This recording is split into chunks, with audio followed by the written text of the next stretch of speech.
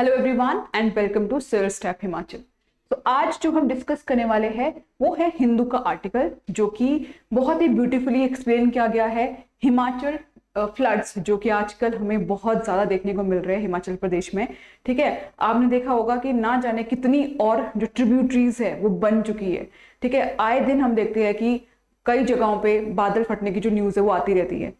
ठीक है, तो ये जो आर्टिकल आया है बहुत ही ज्यादा ब्यूटीफुली एक्सप्लेन करा गया है। ठीक है, इसमें सारे के सारे रीजन बताए गए आपसे कि मैन मेड है या फिर नेचुरल है, ठीक है, या क्लाइमेट चेंज है। देखो, क्लाइमेट चेंज अकेले नहीं है, ठीक है, कहीं ना कहीं जो मैन मेड है वो भी रिस्पॉन्सिबल है। ठीक है, सो यही सारी चीजें हम डिस्कस करेंगे।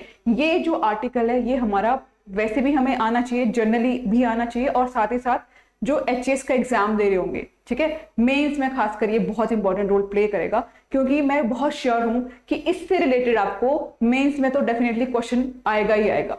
ठीक है, अब देखो जो आर्टिकल है उसमें हमने क्या क्या चीजें कवर अप करनी है कि why is climate change alone not to blame for unprecedented rain and floods in the state, कि क्यों सिर्फ क्लाइमेट चेंज ही अकेला नहीं है जो ये रेन और जो फ्लड्स आ रहे हैं, कि ये सिर्फ क्लाइमेट चेंज के कारण ही नहीं हो रहा है। ठीक है, एक हम इसको डिस्कस करेंगे। सेकंड है कि what are the anthropogenic reason. ठीक है, एंथ्रोपोजेनिक रीजन, एंथ्रोपोजेनिक क्या होते हैं? Man made. ठीक है, थर्ड हम डिस्कस करेंगे should the development model be रीलुक्ड।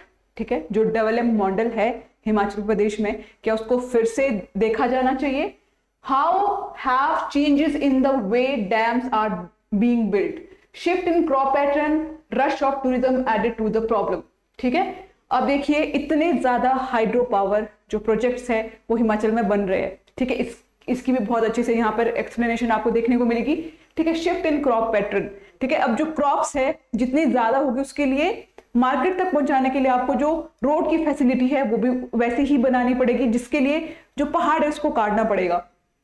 और साथ ही साथ टूरिज्म का रश, अब अगर टूरिज्म आता है तब भी हमें जो रोड है वो वाइडन अप करनी पड़ेगी। आपने देखा ही होगा जो मनाली है या फिर आपका चंडीगढ़ से शिमला वाला जो हाईवे है, ठीक है, 4 लेन करने के चक्कर में उसका जो हालत है अभी इस टाइम पे वो बहुत ज्यादा खराब हो चुकी है। ठीक है, क्योंकि इसका रीजन जो सबसे मेन है वो ये है कि वर्टिकल जो कट किया गया है पहाड़ों को। ठीक है, अगर पहाड़ों को वर्टिकली कट नहीं किया जाता तो मे भी ना लॉस नहीं होता, लेकिन जो है वर्टिकली कट किया गया है तो वो डायरेक्ट ही आपका जो लैंडस्लाइड है वो बार बार हमें देखने को मिल रहा है, जो भी आपका चंडीगढ़ मनाली और चंडीगढ़ शिमला वाला जो 4 लेन है। ठीक है, इन सभी को हम डिस्कस करेंगे प्रॉपरली। देखिए फर्स्ट जो एक्सप्लेन किया गया है कि अभी तक की स्टोरी को बताया गया है। ठीक है, जो फ्लैश फ्लड है ऐसा नहीं है कि पहले नहीं आते थे, पहले भी आते थे, बट इस टाइम पे जो इस साल हुआ है ऐसा पहले कभी नहीं हुआ है।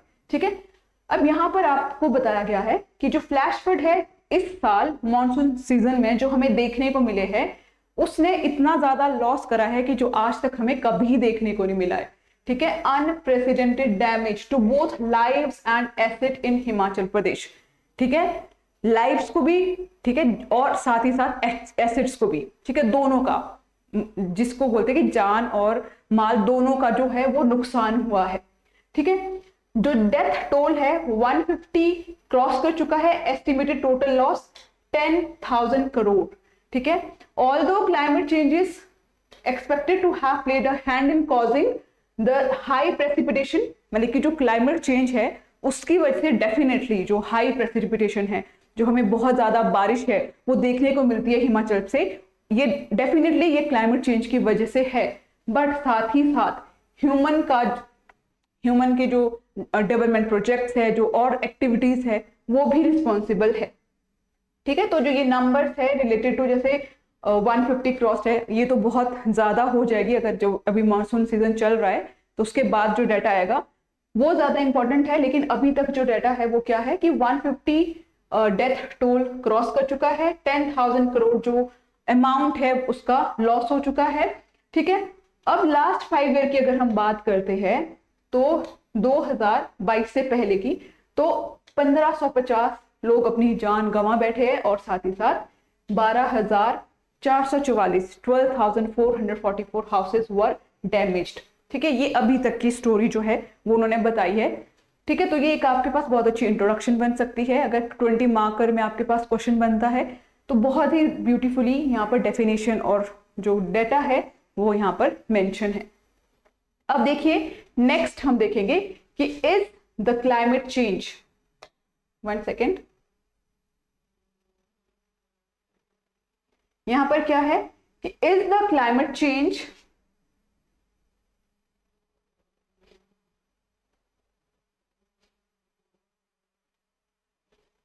is the climate change the only reason for the rain and flood? क्या क्लाइमेट चेंज ही एक रीजन है? ठीक है, आपको यहाँ पे क्या बोला गया कि क्या क्लाइमेट चेंज ही एक रीजन है for the flood, rain and flood? ठीक है, तो जो आपकी आईपीसीसी यहाँ पर देखो मेंशन है, रिपोर्ट मेंशन है IPCC, inter governmental panel on climate change. ठीक है, उनकी रिपोर्ट के अकॉर्डिंगली, फोर्थ रिपोर्ट के अकॉर्डिंगली उन्होंने क्लियरली स्टेट करा है the Himalayas and coastal region of India, जो हिमालयाज है और जो कोस्टल, जो समुद्र के साथ वाले जो एरियाज है, वो सबसे ज्यादा हिट करा है क्लाइमेट चेंज को। ठीक है, कौन कौन से दो एरियाज है, हिमालयाज और जो कोस्टल एरियाज है, उनको क्लाइमेट चेंज ने सबसे ज्यादा हिट किया है। In the Himalayas there is noticeable pattern of increase precipitation occurring in shorter period of time. ठीक है, हिमालयाज में आपको क्या देखने को मिल रहा है, बहुत ज्यादा बारिश देखने को मिल रही है। और वैसे ही जो आईएमडी है, ठीक है, जो इंडिया की मेटीरियोलॉजिकल डिपार्टमेंट है, उसका जो डेटा है उनने वहां पे भी क्या शो किया गया है कि नॉर्मल से ज्यादा बारिशें हो रही है। ठीक है, पहले जो होती थी कि 720 से 750 mm तक बारिश होनी चाहिए थी, लेकिन वो बारिश कितनी एक्सीड कर गई है, 926.9 mm इन 2018 की बात हो रही है ये। ठीक है, और अगर इस साल की हम बात करते हैं तो जून तक 511 mm जो है वो रेनफॉल हो चुका है। ठीक है, तो यहाँ पर दो जो ये रिपोर्ट्स गिवन है, आईपीसीसी का डाटा इंपॉर्टेंट है और साथ ही साथ जो आईएमडी का जो डाटा है जो उन्होंने बताया है, ये है जी कि क्लाइमेट चेंज ही तो रिस्पॉन्सिबल है, वो किस उसका जो रिजल्ट है वो हमें हाई प्रेसिपिटेशन में उसमें हमें देखने को मिल रही है। नेक्स्ट है should the development model be reworked. ठीक है, अब जो डेवलपमेंट मॉडल है, ठीक है, कि उसको क्या फिर से उसके ऊपर काम करना चाहिए, जो हिमाचल का जो हमारा डेवलपमेंट मॉडल है। ठीक है, अब देखिए यहां पर लिखा है कि apart from the climate change anthropogenic factor have also significantly contributed to the disaster. ठीक है, क्लाइमेट चेंज के साथ साथ जो एंथ्रोपोजेनिक रीजन्स है, जो मैन मेड और फैक्टर्स है, वो भी रिस्पॉन्सिबल है। ठीक है, जो स्टेट, देखो हमें पता है कि 1971 को हिमाचल प्रदेश को स्टेटहुड का जो दर्जा है वो मिल गया था, और फिर जो डॉक्टर वाईएस परमार है जो हमारे चीफ मिनिस्टर थे उस टाइम पे, ठीक है, उन्होंने कि जो एक एग्जाम्पलर स्टेट बनाने के लिए, हिमाचल को एक एग्जाम्पलर स्टेट बनाने के लिए डेवलपमेंट के जो वर्क है वो करने शुरू कर दिए। इसका जो रिजल्ट था वो क्या था कि जो हिमाचल प्रदेश है ranking second in social development indexes. ठीक है, कि हिमाचल को एक एज अ एग्जाम्पल स्टेट बने हिमालयन का। ठीक है, और इसीलिए और वो बना भी, और हिमाचल प्रदेश को सेकंड रैंक भी मिला है। ठीक है, लेकिन बाय द 1980, क्योंकि इसके जो हमारे पास रिजल्ट है कि कैसे जो है हमें सेकंड रैंक मिला, कि बाय द 1980s इलेक्ट्रिसिटी हर एक हाउस होल्ड में पहुंच चुकी थी। ठीक है, जो रिमोट जो विलेजेस थे, ठीक है, वहां से जो रोड की कनेक्टिविटी है वो हो चुकी थी। ठीक है, हेल्थ सेंटर्स बन चुके थे, स्कूल्स हो गए, इन सब में जो सरकार ने बहुत अच्छे काम किए थे। ठीक है, तो इन सभी चीजों की वजह से हम बोल सकते हैं कि जो ये डेवलपमेंट की चीजें हुई वो भी कहीं ना कहीं एक रीजन है। ठीक है, थर्ड इसमें बोला गया है कि is building hydro power project wrong. ठीक है, कि अब देखो हाइड्रो पावर जो प्रोजेक्ट्स बनाए जा रहे हैं क्या वो गलत है? देखिए इसमें ये चीज है कि हाइड्रो पावर प्रोजेक्ट्स बनाने भी जरूरी है, क्योंकि हमें अपने जो स्टेट है कहीं ना कहीं वो एक एसेट का काम करता है हमारे स्टेट के लिए।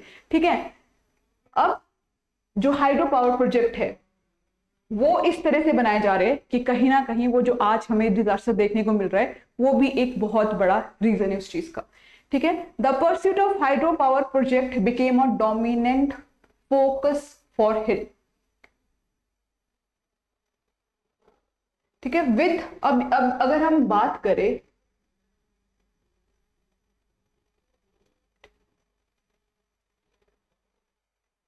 ठीक है, अगर हम पावर प्रोजेक्ट्स की बात करते हैं तो देखिए अभी तक यहाँ पे आपको डाटा मेंशन है कि करंटली जो है 168 हाइड्रो पावर जो प्रोजेक्ट्स है वो ऑपरेशन में है।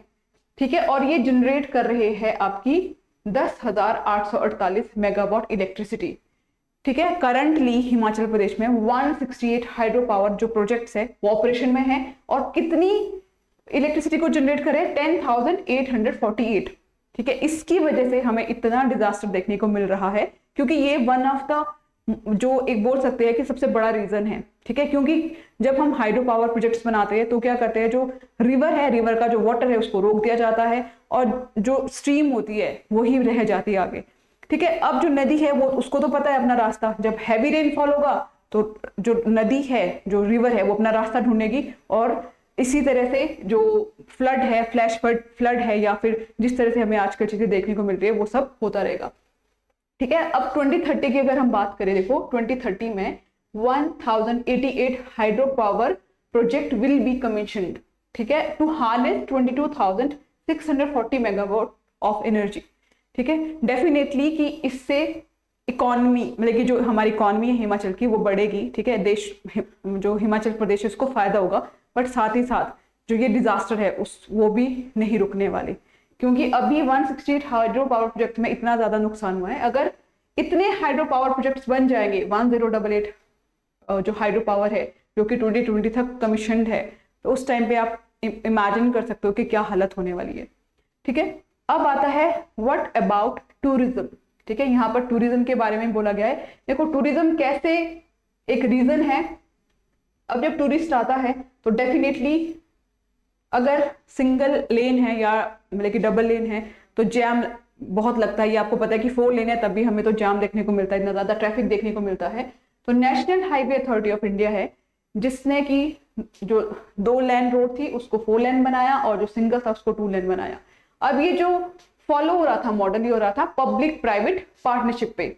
ठीक है, अब इसका रिजल्ट आपको पता ही है कि इसका रिजल्ट क्या मिला है देखने को। ठीक है, जैसे मैंने आपको बताया कि जो पहाड़ है वो कैसे काटे गए वर्टिकली। ठीक है, पहले ऐसा नहीं होता था, ट्रेडिशनली जो है उसको एक टेरेस्ट करके काटा जाता, मतलब तिरछा करके काटा जाता था। लेकिन अभी जो है, अभी का जो सिनेरियो है हमारा, तो वो क्या देखने को मिलता है कि वर्टिकली कटे हुए, जिसकी वजह से कि जो पूरा का पूरा जो लैंडस्लाइड है वो एक साथ ही नीचे आता है ना। तो ये आपको मनाली और शिमला जो हमारी 4 लेन जो बनी है वहां पर आपको ये चीजें देखने को मिली होगी।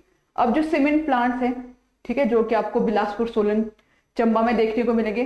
सीमेंट प्लांट्स में भी क्या है, पहाड़ों की कटिंग हो रही है। ठीक है, डेफिनेटली जहां पे भी आप नेचर के साथ खिलवाड़ करोगे तो वो भी अपने जो रूप है वो आपको डेफिनेटली दिखाएगी। How have crop pattern change. अब आता है कि क्रॉप पैटर्न कैसे चेंज हुआ है। ठीक है, देखो जो लोग हैं आजकल वो क्रैश क्रॉप की तरफ बढ़ रहे हैं।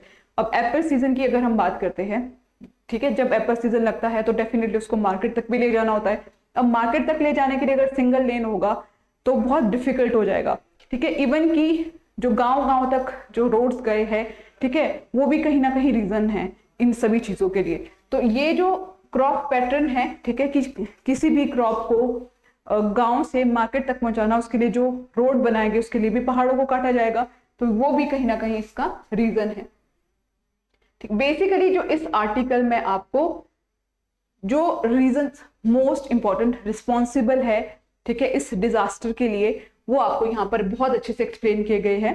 ठीक है, तो आप इस आर्टिकल को बहुत अच्छे से जरूर पढ़िएगा और साथ ही साथ यहाँ पर आपको वे आउट भी दिया गया है कि what is the way out. और मैं आप लोगों से भी पूछना चाहूंगी कि आपके अकॉर्डिंगली क्या वे आउट होना चाहिए। देखो ये सब चीजें हो गई है, ठीक है, लेकिन अब इसका जो वे फॉरवर्ड है वो क्या होगा, क्या करना होगा हिमाचल सरकार को ऐसा कि जो ये सब चीजें हो रही है वो ना हो और आगे जो इकोनॉमी है उस पर भी फर्क ना पड़े। और देखो हमें टूरिज्म भी हिमाचल के लिए उतना ही इंपॉर्टेंट है, ठीक है, इसको हम रोक नहीं सकते हैं। हाइड्रो पावर प्रोजेक्ट्स भी उतने ही इंपॉर्टेंट है, साथ ही साथ जो क्रॉप पैटर्न है, ठीक है, ऑब्वियस सी बात है कि वो भी हमें अब इसको भी हम चेंज नहीं कर सकते हैं।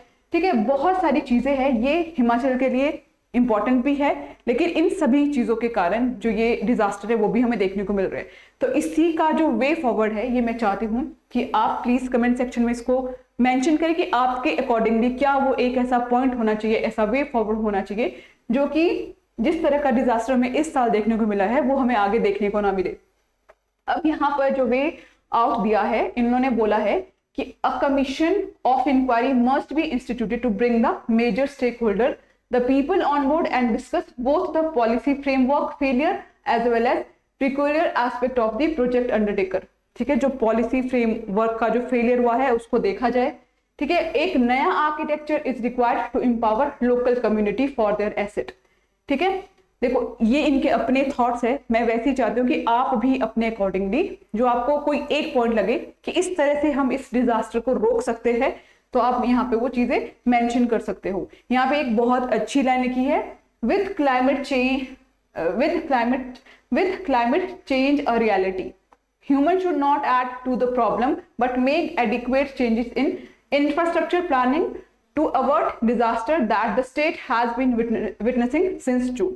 ठीक है, कि क्लाइमेट चेंज तो देखो एक रियलिटी है, ठीक है, बट हमें क्या करना होगा कि उसके अकॉर्डिंगली जो भी चीजें हैं, चाहे वो हमारी टूरिज्म से रिलेटेड चीजें हैं, रोड वाइडनिंग से रिलेटेड है, हाइड्रो पावर प्रोजेक्ट्स है, ठीक है, जो भी हमें उसके अकॉर्डिंगली वर्क करना होगा, क्योंकि क्लाइमेट चेंज तो एक रियलिटी है। ठीक है, ये इस आर्टिकल को आप जरूर मतलब इसके मैं तो ये बोलूंगी कि इसके नोट्स बनाइएगा। ठीक है, इसको बहुत अच्छे से पढ़िएगा क्योंकि ये आपको डेफिनेटली आपके एग्जामिनेशन में हेल्प करेगा। ठीक है, तो आप इसमें अपने जो भी आपके थॉट्स हैं वो आप इसमें लिख सकते हो। देखो हिमाचल देवभूमि है, यहाँ पर हमने ये भी देखा है जो हमारे देवी देवता है उनसे रिलेटेड भी बहुत सारी चीज़ें हैं कि आप उन लोगों के अकॉर्डिंगली अगर नहीं काम करोगे, ठीक है, कि उनकी वजह से भी ये सब चीज़ें हुई है। ठीक है, वो चीज़ें हम यहाँ पे मेंशन नहीं कर सकते हैं, लेकिन एज हिमाचली हम हिमाचली है और देवभूमि है हिमाचल, तो अगर हम अकॉर्डिंग जैसे हमारे देवी देवता के अकॉर्डिंग हम नहीं चलते हैं तो वो भी हमें इस तरह की जो पनिशमेंट है वो देते हैं। ठीक है, तो हमें उनको भी उनके अकॉर्डिंग भी चलना पड़ेगा, बट ये रीजन हम अपने आंसर में नहीं डाल सकते, बट हाँ जो हमें साइंटिफिकली या फिर जो इस तरह के जो रीजन है वो हम अपने आंसर में डालेंगे। बाकी जो देवी देवताओं से रिलेटेड आस्था है वो हमें रखनी पड़ेगी, क्योंकि वो भी कहीं ना कहीं मेरे अकॉर्डिंगली मुझे लगता है कि वो भी एक बहुत बड़ा रीजन है। ठीक है, सो ये था आर्टिकल। आई होप कि आप लोगों को कुछ तो समझ आया होगा, और मैं ये चाहूंगी कि आप अपना एक एक वे फॉरवर्ड जरूर कमेंट सेक्शन में मुझे बताओगे। Thank you everyone and all the very best.